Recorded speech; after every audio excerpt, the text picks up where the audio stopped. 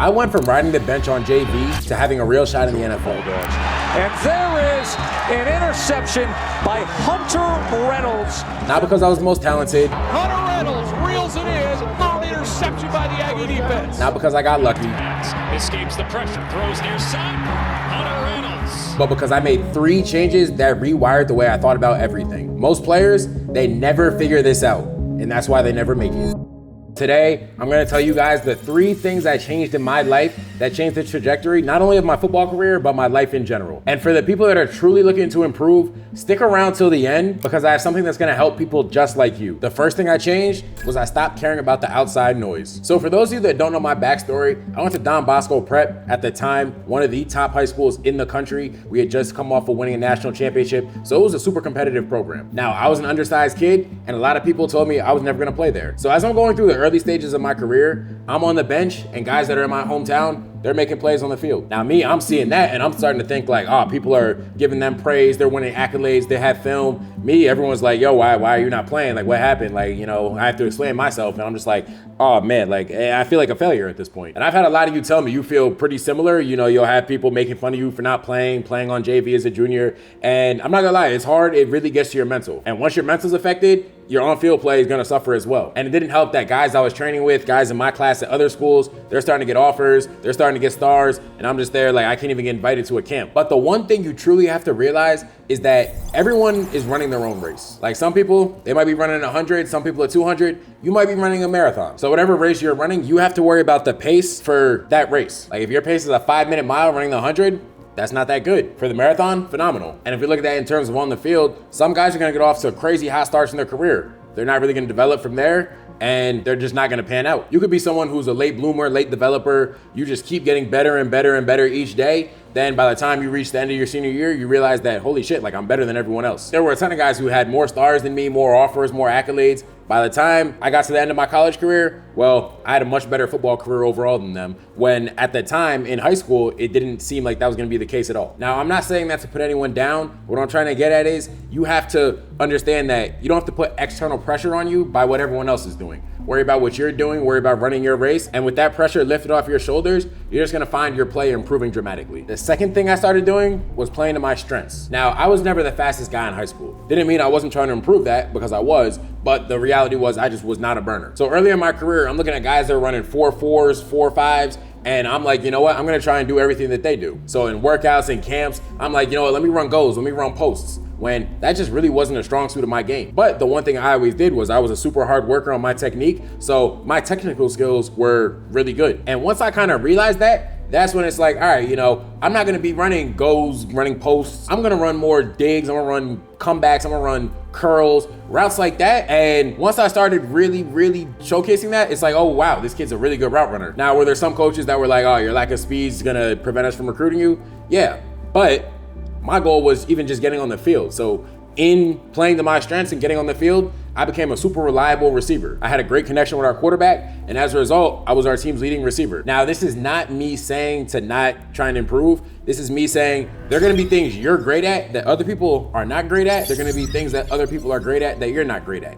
Don't try and be a square peg in a round hole. Understand that there are a lot of different ways to win in football. Now, something like track, oh, someone runs a 10-1, you run a 10-5, well, you're just never gonna beat them. Shit, in football, you can run a 4-1, 4-2, 4-5, 4-8. There's still ways to win. Look at some of the guys that make it to the NFL, they're one of the fastest 40, end up being elite receivers. And I know I'm talking about this in terms of wide receiver right now, but this really applies to every position. And this is something I had to relearn in my time in college. Once I transitioned from corner to safety, I had to relearn like, yo, I have to really use the things that I'm great at to become a great player. So while I wasn't 6'4", or while I wasn't someone that was running a 4.3, I was incredibly smart. So what did I do? I used my football IQ and my play recognition to my advantage, made a ton of plays that way. The blitz is on, and Rodgers is down, sacked by Hunter Reynolds.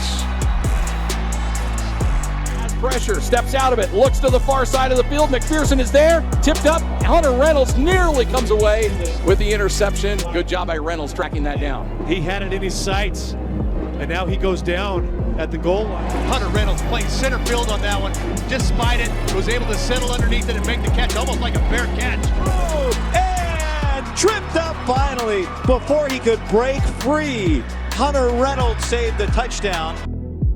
So Take the things you're not good at, keep working on them, but the things you are good at, really, really, really make that an emphasis in how you play the game. And the third change I made, and this is the most important one by far, is I made everything my fault. Now, when I was in high school, were there coaches that didn't give me a fair shake, or did my lack of development early on kind of hold me back? Shit, maybe, I don't know, because at the end of the day, it really doesn't matter. Those are things that you just have no control over. And one of my biggest life mottos is control the controllables. So early on, I'm sitting there thinking, oh, this coach didn't give me as many reps as I should have gotten, or I'm not growing, I'm not getting fast because my body's not fully developed yet.